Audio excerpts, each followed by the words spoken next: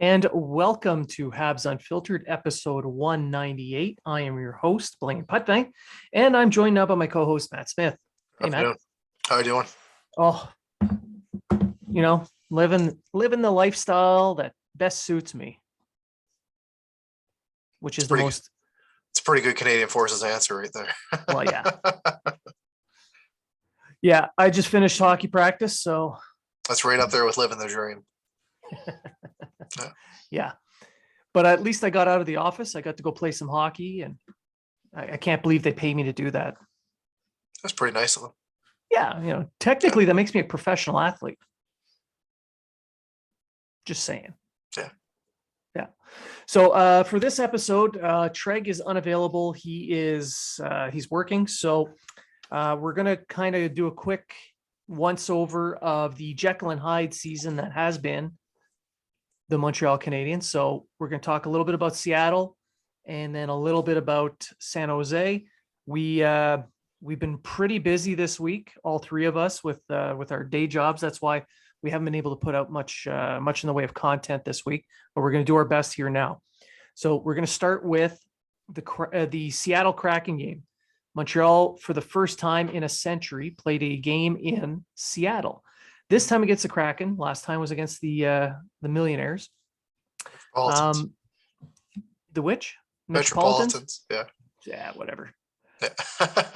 Not good. Doesn't matter. I'm older than I look. Yeah. Now, before that game, they did actually raise a Stanley Cup banner for that team. So Seattle put up the 1917 Stanley Cup banner, which I'm cool with. I thought, that's part of their history. Good on it. What I didn't like was the jersey. Did not like that part. The jersey. Yeah, they raised number 32 to the rafters. Oh, in the first game. Yeah. Retired that number their first game at home. Well, I liked it. I liked it because, it's like, hey, we want to thank the fans because the fans were part of that. And you can't tell me that if a player shows up that they drafted and is like, hey, I want to wear 32, that they won't pull that down. I don't know. If I was a fan and it was already retired, I'd be ticked off. I just thought their whole when I look at Seattle so far this year, other than their on ice other than anything on ice, I still think the best thing that's come out of this year with them has been the game against Vegas when they had that display on the ice in Vegas for their first game. I thought that was probably the best thing. I thought that it was very vanilla performance for their opening. So I thought that 32 thing was just like an afterthought in my opinion. I don't know. I liked it. I thought it was a nice little nod to the fans, and I didn't mind their opening. The kind of, it's not this big glitzy over the top thing. I mean, Vegas is Vegas, man. Their shows are exactly like the shows you'd see on the Vegas Strip. They are glitzy. They are glamorous. It's over the top. It's cartoonish even. But Seattle is more of a mellow kind of city, and that's what they went with. You got Jerry Bruckheimer running the production, so you're going to hit it pretty well. I think they hit the tone well for what Seattle is. And I like their goal song is a Nirvana song. I do like that. Everything points to, this is Seattle. This is who we are. Yeah. And it fits them. I like that. For me, I'm just looking forward to the episode of Grey's Anatomy where like a Seattle Kraken player comes in or a fan comes in with this horrendous injury and only their doctors can save them. And yeah, that's what I'm hoping for. Shout out to all the Grays fans out there. Is that still on? Yeah, I think so. Really? Yeah. Sure. Why not? So that means suck it, good doctor. Now, with the Stanley Cup banner that went up, the 1917 banner, fun fact, Seattle beat Montreal for that Stanley Cup. Yeah. So I like the fact that they put up the banner for the historic reasons, but at the same time, it was kind of a slap at the Canadians. Yeah. But I said it's Yeah. part of their history. Part of their It history. should be there. And honestly, I felt that, you know, if the Canadians would have won that game, they should have gotten the Stanley Cup back for 1917. Yeah, of course. Challenge Cup era. Yeah. Those counts as the rules, man. Yeah. And the game itself, I felt was kind of like a rubber match for the 1919 Stanley Cup final, because it finished 2-2-1. They called it for the Spanish flu pandemic. Badjo Hall passed away, unfortunately, in Seattle, and they called the series. So this was kind of like a rubber match. Yeah. And Seattle won. So I guess Seattle owns the 1919 Stanley Cup as well. Yeah. The game itself, though, fast forward to 2021. Whew. Wow. The Canadians looked like they were playing in 1919. Yeah. I told my boss, I was like, I'm gonna be tired because I'm gonna stay out and watch the Seattle game tonight. And then I came in, he was like, was it worth it? And I was like, no, it was not worth it. I had to teach a class, so I couldn't stay up late to watch it. So I thought, okay, I'm going to teach the class, then I'm going to watch the game, which is what I did. And you did not thank miss God. much. No, You did not miss much. No, I got to skip through all the commercials and all the intermissions and stuff. So I missed that stuff. Yeah. But well, you look at that game. You look at that game, and it's really been the story of the year. Montreal just continues to do it to themselves, and most of the goals that they're letting up. Yeah, it's turnovers at the blue line, or it's a turnover off. Like we almost saw it again last night before we get into San Jose's game. But you know, you win a face-off and your defenseman boggles the puck, and then all of a sudden you've got a breakaway or a 2-on-1 or whatever else. And that was what that game was. It was mistake after mistake after shitty line change after anything like that. And it was frustrating to watch. And, you know, you can't take the penalties they're taking. And I don't know, but it's been, as you said in the opener, it's been a Jekyll and Hyde season because yes, the Canadians are still, you know, towards the bottom of the standings, but the wins that they've picked up, the 2 wins that they actually have, they've played really good hockey. But then, you know, you look at the first game against San Jose, you look against Buffalo, you look against Seattle, and they look like a fucking awful team. Yeah. It's a comedy of errors that's causing this. So maybe the system is just too complicated, but the guys are not where they're supposed to be. There's no outlet for the defender to make a pass. The breakouts are broken up before you can even get there because they're too spread out. And then when they do clump together, they're clumped together right on top of each other. That's right. So there's no actual support. It's just players tripping over each other. Yeah. At a couple of points in the Seattle game, a couple of Canadians literally tripped over each other. Yeah. And like, I'll give it to Grubauer. Yeah, he played a pretty good game. Yeah. For Seattle that day, but he wasn't the reason that the Canadians lost that game. No, he made a couple of nice saves, but high danger chances, I counted 6 for the Canadians. I think Natural Stat Trick has them at 9, but 6 actual shots where I thought that could have been a goal. Yeah. Maybe. Frustrating game to watch, though, especially for all the people that stayed up that late to watch it. Oh God! But it's just, I said, it was a comedy of errors. It really was, and that's really been one of the stories of the season. It hasn't been staying in the game. They haven't been in the game. No, they weren't anywhere near being in the game. I know it was 1-1 for a bit of a stretch, but Seattle controlled the flow of the game from the beginning to the end. Yeah, you made a team in Seattle who, you know what, on paper they're not really the greatest team, but they made the Canadians look foolish, and it was all off of most of the goals were off of mistakes like the Canadians. Now Seattle, yeah, you're right. They don't have a team that's going to be for the ages, that's for sure. But they're built from the back end out, and by back end I mean the blue line. They Yep. use puck movers to create a transition game.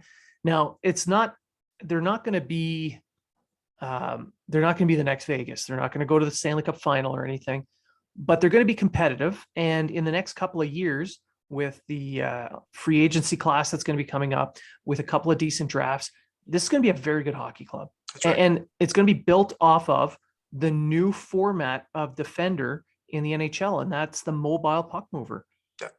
which is something the Canadians are sorely lacking in right now. Very true. They've got some coming up in their system. They're just not ready quite They're yet. not there yet. Yeah.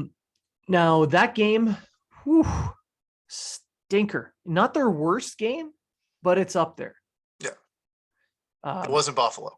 No, that was disgustingly bad. Oh, wow. But yeah, overall,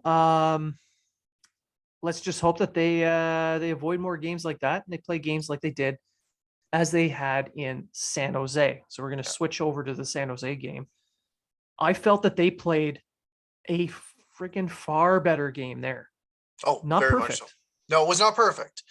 Jake Allen, shout out to him, is the reason that they walked out with a W. Like, we had some good performances, and yes, they scored 4 goals, but Jake Allen played extremely, extremely well.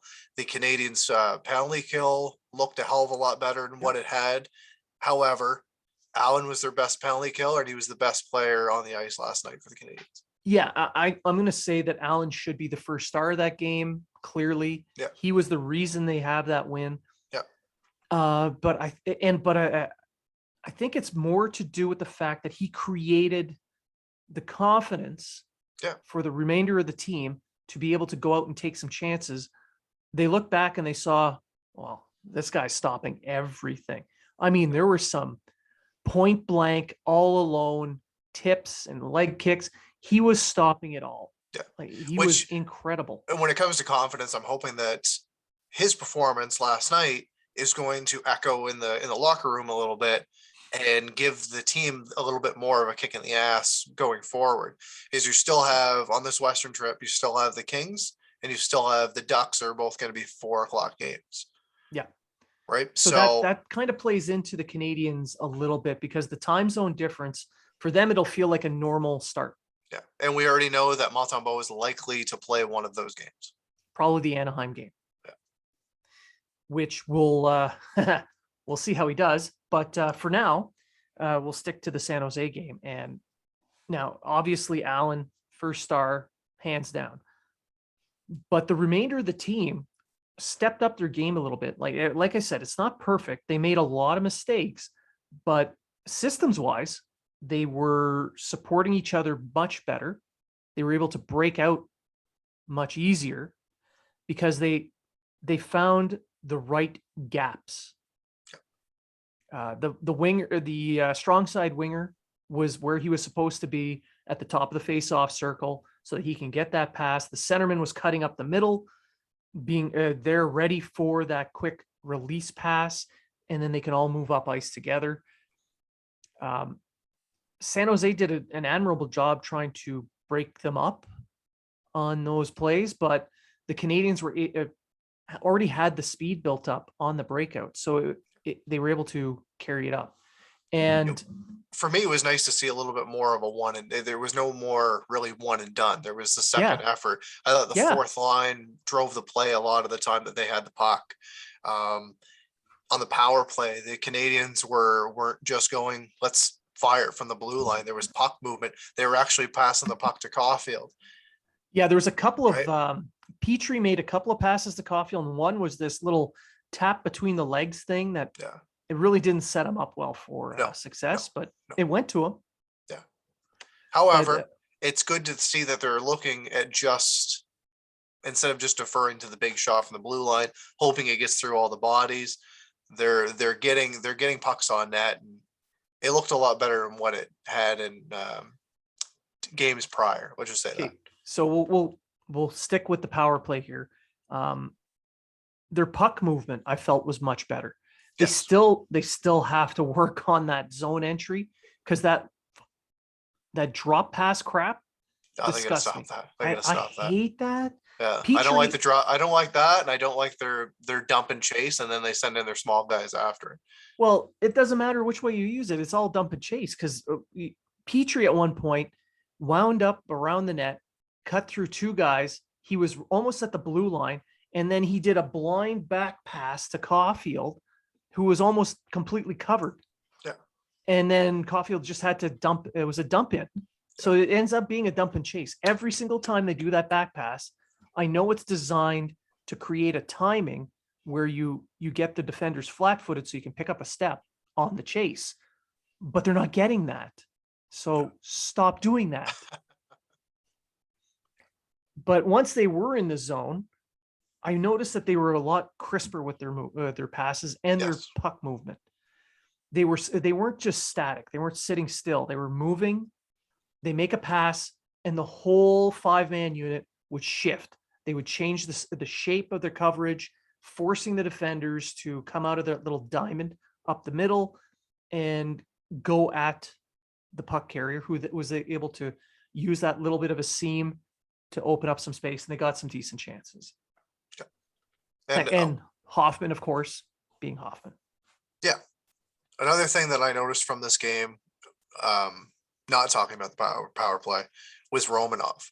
And I thought in the last two games, even though the game against Seattle was something that I don't even want to think about anymore, he was still putting in effort. Towards the end of the game, he blocked a couple shots, and I thought that carried over into his effort into this game. And he scored his first of the season after Drouin battled for a puck. He got a puck back to him, and Romanov had his first, but he was throwing the body. He was very physical in the game, and then he dropped the gloves in the final seconds, and held his own in there. And I think his confidence is starting to grow. And when we went into the start of the year, he looked. I'm not gonna say he looked like a broken player, but that's all the only real analogy that I can think about right now. He just didn't seem like he had any confidence. And now the last two games, he's building that up, and I hope that continues. And then maybe when a guy like Edmonston gets back, I'm not going to say he can be a little bit more sheltered, but he will be. But maybe some of those tougher minutes, maybe some of those tougher matchups aren't going to be thrown at him. And then all of a sudden, he's going to build his confidence up that much more. Now, what I've noticed is that he's jumping in the play a lot more. It's clear that he's gotten the green light from Ducharme to step up in the play, and he is stepping up a lot. Now, some of the times, the choice on when to step up is not the right one, but I would rather he take those chances and still, go ahead and make mistakes, step up, take the confidence that you're building on yourself by stepping into the play, by being that fourth man, by getting in there, try to create some plays. And as you go, clean it up. I mean, I would rather he play a little bit more wild, and then he can rein himself in, because it seems that by doing it that way, he's got the confidence to step up and make those hits, to step up and make those passes, to take his shots, because when he wasn't doing that, he was playing too conservative, and people were beating him to the outside. They weren't getting hit. He wasn't moving his feet the same way. He wasn't defending as well, but now he's defending much better. His advanced stats did not look good in the last game. No, I think he had an expected goals for of around 40%, which normally isn't that good. But with Allen playing the way he was able to take a few extra chances. And I like seeing that. I like seeing those chances. I liked his shot. Drouin made an amazing play to get it to him. I love that hit. I mean, I know it's near the end of the game, and he laid a big time hit. And then the goon comes in to come after him for a clean hit, which I know people were pissed off about. I mean, why are you fighting over a clean hit? But I'm going to counter and say it's the new NHL. New NHL. But San Jose is showing that they're their locker room culture is a lot better. It's a lot more tight knit. So I can understand why it happened. Like he stepped up for a teammate and a buddy And this is also a guy we're who's there talking to fight. about. Joni Yeah. Gadjevich, he used to play for Owen Sound. I saw him play a few times, play with Suzuki. And he just got picked up off waivers from the Canucks. So this is a guy that's also trying to stay in the lineup. So I can see Yeah. why he's doing it. Because he was a waiver pickup. Do they think that he's going to be a guy that's going to stick around? And he's doing what he can. I think he'll be a fourth liner for them for a while. Yeah. But it kind of points to Romanov is not just there. He's not that soft defenseman who's just going to throw big hits and not fight. Like the Emlyn couldn't fight because he had the metal plate in his face. Yeah. But he didn't change the way he played. Like right. but Romanov is stepping in the plays. He's making the plays. He's making the big hits, and he'll answer the bell. So not something you want to see all the time, but no, occasionally. But it'll show the league that this kid is here. He's here to stay, and he plays the right way. That's right. Like it's a clean hit, and he'll step up and he'll answer the bell. That code, he's following that code. And that's right. I'm a little pissed off though, because I would have loved to have seen him get an assist at some point that night, so that he could have had the Gordie Howe. Yeah. He was missing the Gordie Howe. Yeah. But I did like the way he played. Now Caufiled is someone else I was keeping an eye on, and he did not get much ice time. Not as much as what you would want him to. He only played 12 minutes last night, so just under 13. And that's with power play time. Yeah, it was just under 13 total. Right, so it's disgustingly low. Yeah. And it's not like he didn't play well. I mean, he had a couple of moments where he wasn't quite sure what to do, so he just dumped the puck in. Yeah, but there was also a few times where he had a clean pass and just bobbled it, which has been a story all year as well. Yeah, and I think very much so. And I think he's going to be another one of those guys. He pots his first, monkeys off the back, floodgates are going to open for him. That confidence, right? The confidence just has to be there. We saw last year the confidence that this guy had playing in the AHL, playing in the NHL, playing during the playoffs, etc. And I just think that he just needs to pot the one.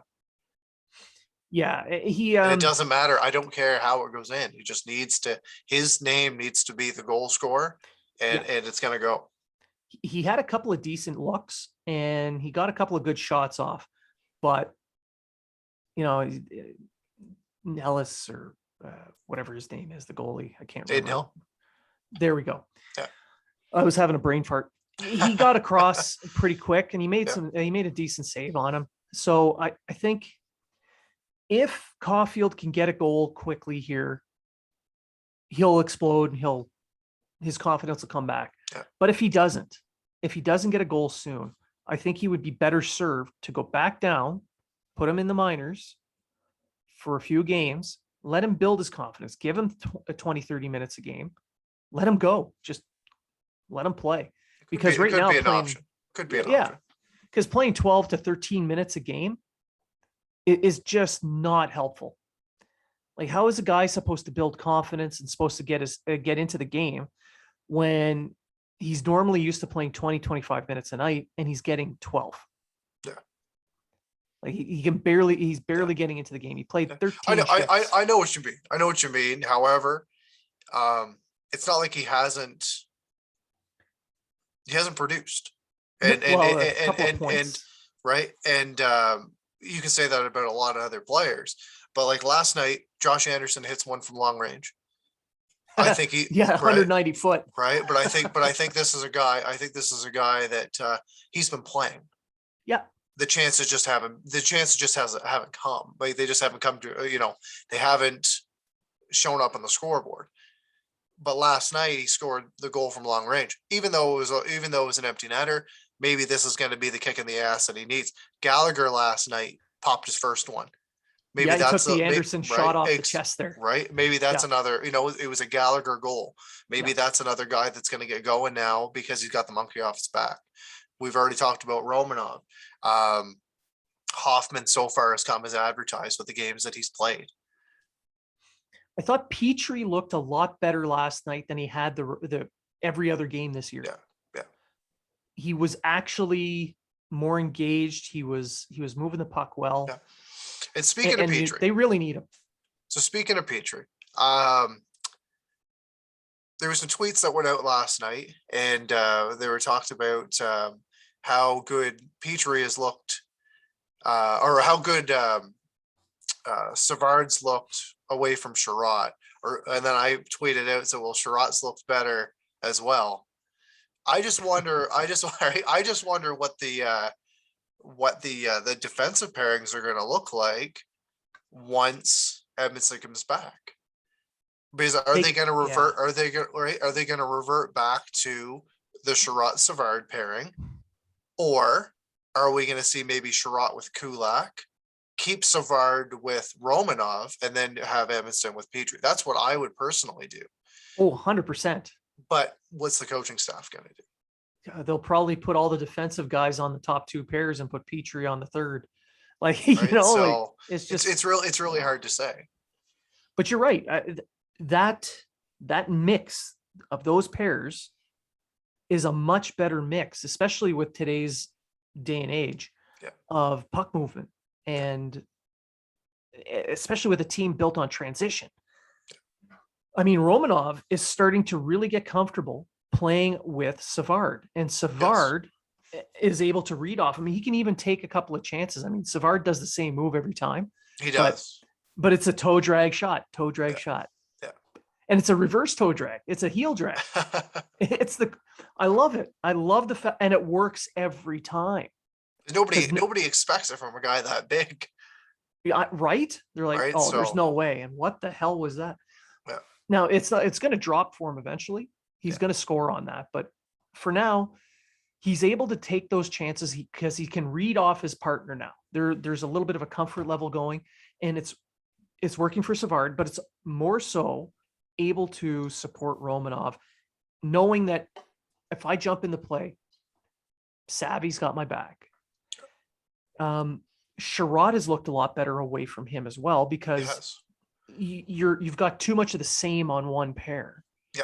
So now Sherratt is able to play off of Petrie, and each one can play to their strengths. Yes. And then Kulak in the game against San Jose, I thought Kulak had an amazing game against San Jose. Yeah. He looked really, really good. He was engaged, moved the puck well. Yeah. For me, he carried that pairing though. Oh yeah, 100%. Right. Like, I'm going to say that is a knock against Niku.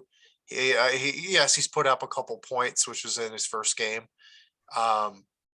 However, he bobbled the puck last night off of a clean face-off win. Puck went up the ice for a scoring chance. The guy's very much lost when he's forced to defend. Yeah. The guy can move the puck. I'll give him that. But that's always been the knock on him. It hasn't been being able to put up points. It's being able to play the position that you're paid to play. He's going to be a third pairing power play type.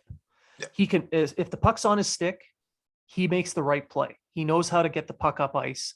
He's accurate on his passes. He can get shots on net. But the second he's in his own zone, he's lost. He's this year's Eric Gustafsson with better hair. Way better hair. Yeah. Way better. I mean, that hair is freaking awesome. Yeah. But the thing is, what's going to happen to him, or what's going to happen to Wideman when Edmondson is back? Because you're not just going to keep all these guys sitting in the press box. I think they're going to end up doing a bit of a rotation, and they're probably going to move Kulak in and out of there too for some strange reason. I don't know why, but they don't trust him as much as they should. I mean, Kulak, when he's playing, let him go. Like, he's playing really well. Yeah. But I think with Niku and Wideman, a little bit of a rotation there won't hurt. I personally think Wideman's going to be the one that's going to stay, and that Niku will either find himself on waivers, and then you got to think Adam Brooks. What's going to happen with him? Honestly, I feel that Brooks should be playing over Paquette.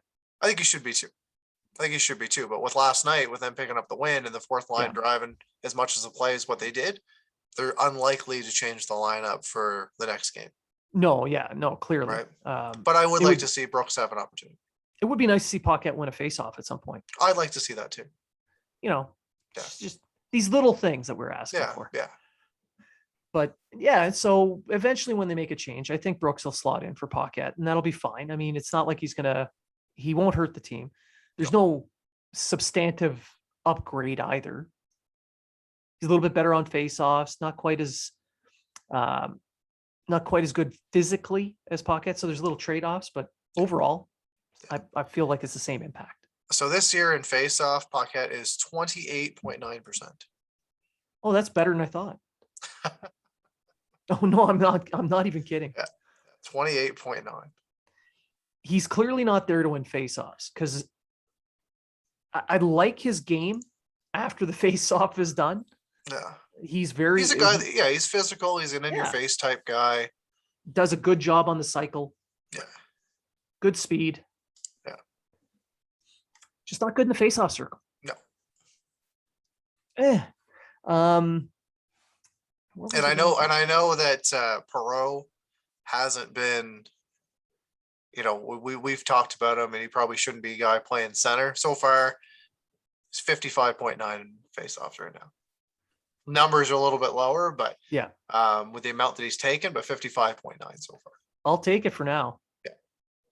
I mean, I'm a little disappointed that he hasn't scored 3 goals a game since. Yeah. I mean, you do it once. And that he cut off his hair. That's why he's not scoring. Yeah. They'll point to those 2 beers he was drinking at the football game in Seattle. Yeah. I think it's the haircut. Yeah. No. Back to the Niku situation though. Yeah, I'm not too heartbroken over 7th defenseman. I mean, rotate them in and out if you want to waive one or trade one.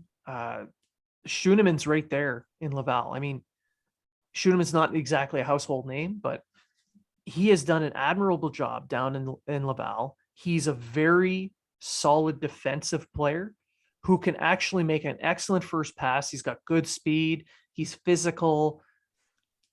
I don't see why he couldn't graduate and get a game or 2 here and there. And McNiven as well. I mean, all the talk with McNiven making his public comments about how he's kind of gotten screwed. We're going to see Montembeault come in probably against Anaheim. And if he plays the same way in that game as he did in his first game with the Canadiens, I think his days are numbered. So I can't see why they wouldn't send Montembeault down and bring McNiven up. Because Allen's going to be carrying the load for the most part. Yeah. Hopefully we'll have some sort of idea when Price is going to be back in the near future. I figure, okay, so it's supposed to be 30 days minimum, and that was on the 6th of October. So probably the weekend before Remembrance Day, we'll get word as to whether or not he's going to take another month or he's going to start coming back. Yeah. So whatever he needs, do that. Yeah. But come back, please. Yeah. All right. Any other items that you want to discuss? The only thing I want to bring up is just some players are finally starting to get going, and we've seen that Drouin's played very well to start the year. Suzuki's still been a little bit snake bitten. He's had his chances, hasn't found the back of the net yet. He's got 4 assists. I said Hoffman's come as advertised so far. Anderson just got his first. Toffoli got his first a couple of games ago, et cetera, et cetera. The guys there's a few guys that I'm a little bit worried about, and that's Armia and Lehkonen. I just don't production see wise or gameplay wise. Production. Well, a little bit of both. I'm seeing a little bit of laziness on Armia's part. I'm not seeing the the guy that goes into the corners and wins all the battles and produces plays and everything like that.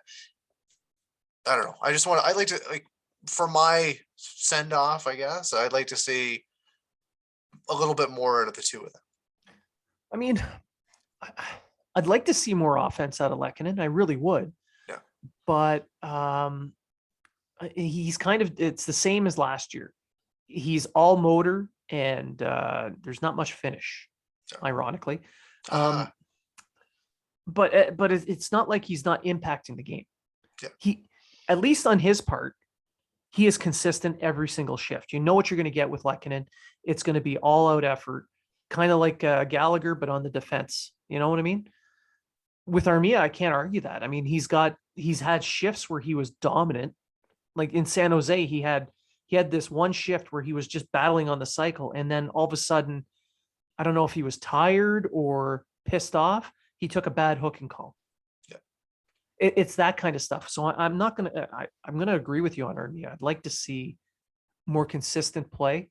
It doesn't need to be world beater like he was, or the level he was at in the playoffs, but something similar, Yeah. but consistent. That's right. I Another like the thing, fact Suzuki is stepping up, though. yes, he is. That bodes well for the Canadians. Another thing, the San Jose first win since 1999. Craig Rivet scoring the winner. It's the first regulation win since 1997 in San Jose. It's insane. Like, I was still in the Army when these two games happened. That's how long ago this was. Yeah, that's insane. And I'm then like, oh we'll my. throw in another stat. I know Eric Engels talked about it.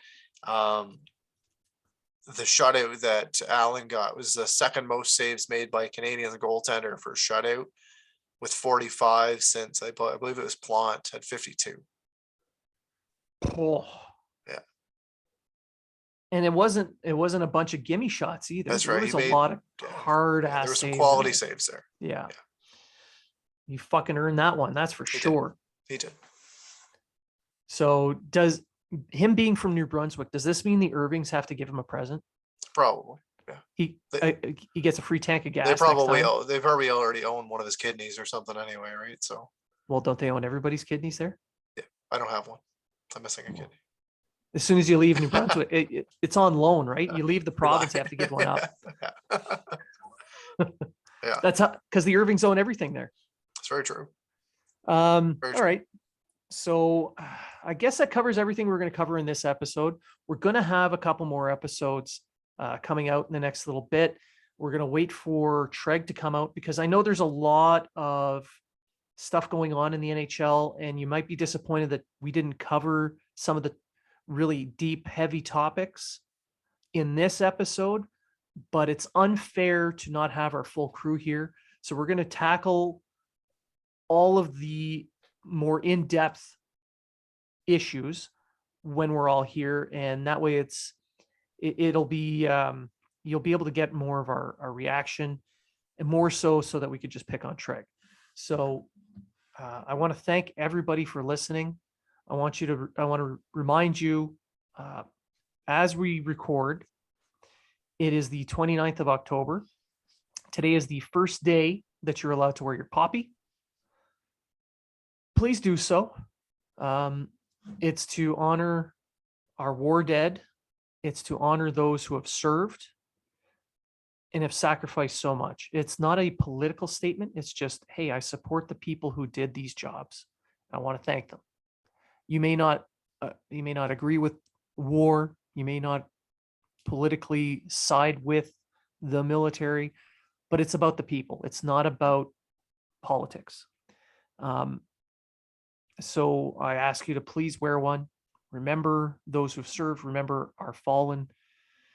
And I want to thank you for listening, tuning in to a show that unfortunately we had a bit of a week there where we didn't have much, but thank you for checking in with us. Thank you for listening, and thank you for making us one of the many shows that you listen to.